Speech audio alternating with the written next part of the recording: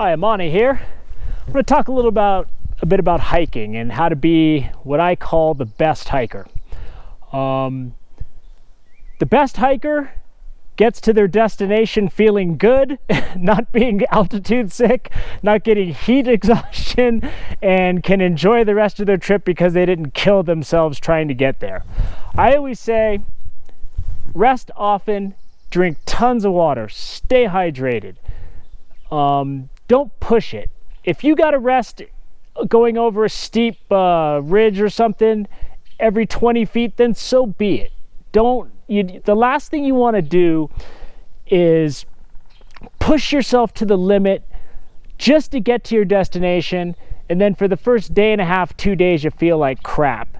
Even worse, if you're affected by altitude sickness, that can just ruin your trip altogether. That can go from anything from just having a severe headache to flu-like symptoms to just it could be bad. It could be bad to the point where the only thing you can do is to immediately turn around and go back down the hill if you can get there under your own power. That's how serious altitude sickness can be.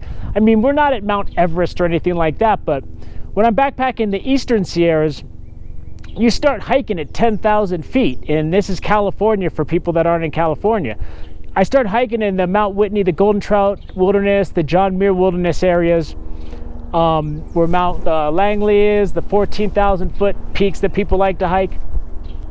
You start hiking at 10,000 feet, so you really want to pace yourself. And if you're going to be going into the high country, what I like to do if I have time is get up to the trailhead, camp in a campground if there's a backpacking campground, get used to the elevation a little bit, and then start hiking. If you don't have that luxury, just drink lots of water and take it slow. I also like to, into these high elevation areas, just really taking my time. And if you're with someone that wants to hike fast, just let them go.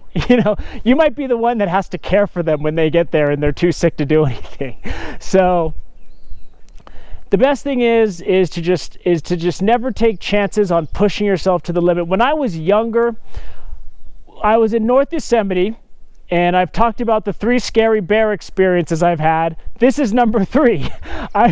We had started hiking late in the day, and I was in my 20s. I was with a guy that runs triathlons. I used to run 6 miles a day. We're just gonna power straight through this. I was with my friends Scott, Angela. We backpacked in, and it started getting late. It started getting dark. You should never backpack when it gets dark. You should be already down sleeping when it gets dark. It's very dangerous to hike when it's dark, and we learned that when we started tripping over sticks and logs coming down this ridge.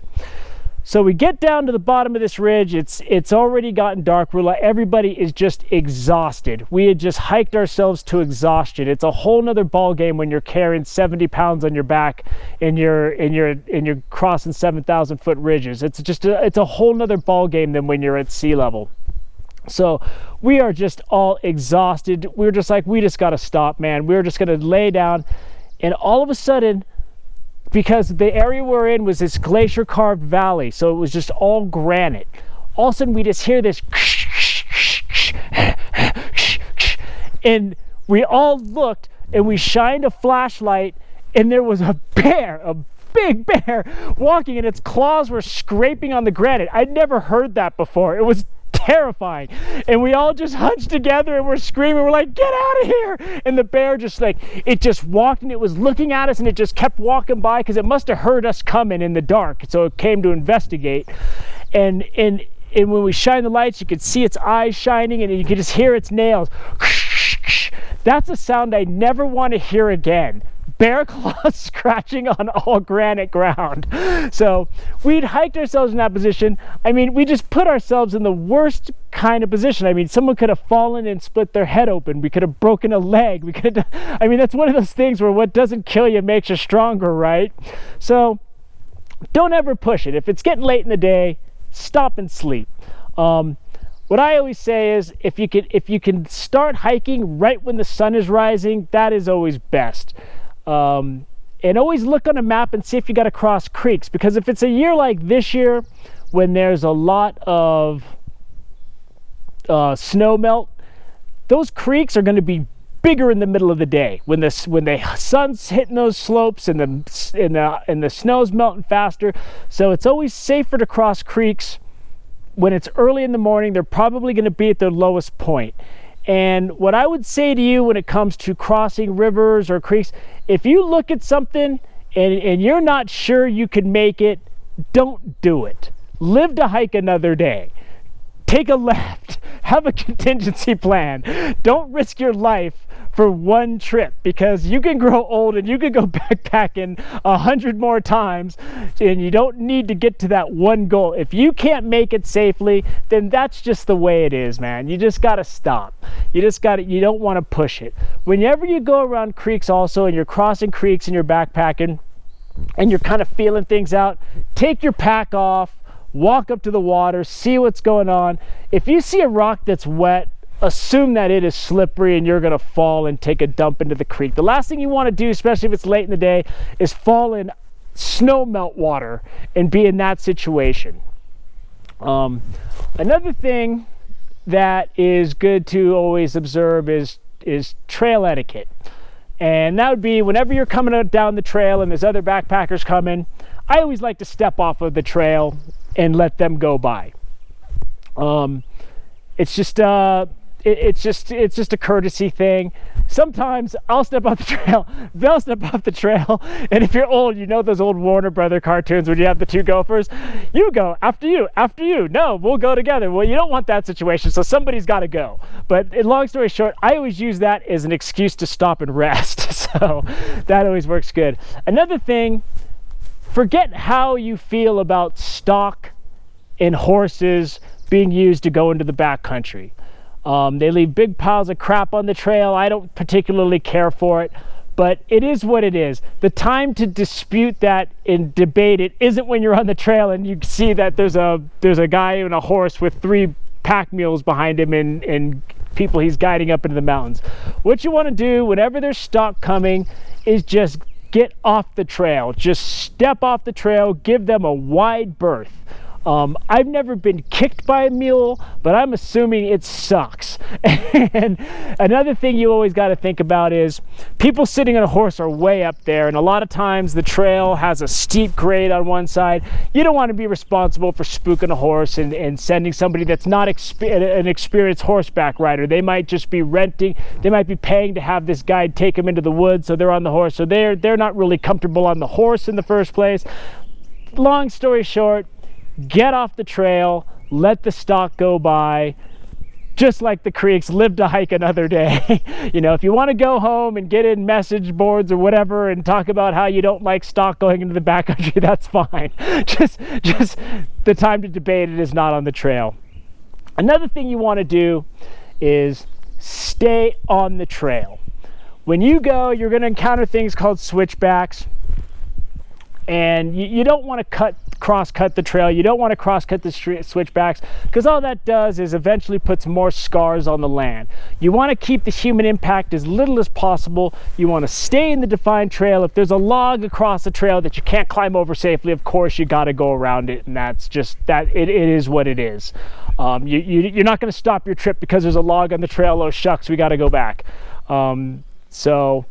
But what you don't want to do is make the trail wider. Another thing is when you start to get really tired, you'll hit switchbacks, and you're going to see times when it looks like you can get over a little bit by cutting the switchback. Don't do it. It just makes it less enjoyable. One person does it, not noticeable. 2 people do it.